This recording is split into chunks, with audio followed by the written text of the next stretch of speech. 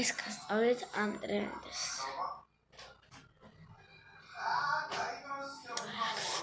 ან პირველ რიგში აი ეს შუა თითით, აი ამ ორი თითით ვიძახ. ხო აი ესე. შემდეგ აი ეს თითი ჩაგვაქ, აი ესე.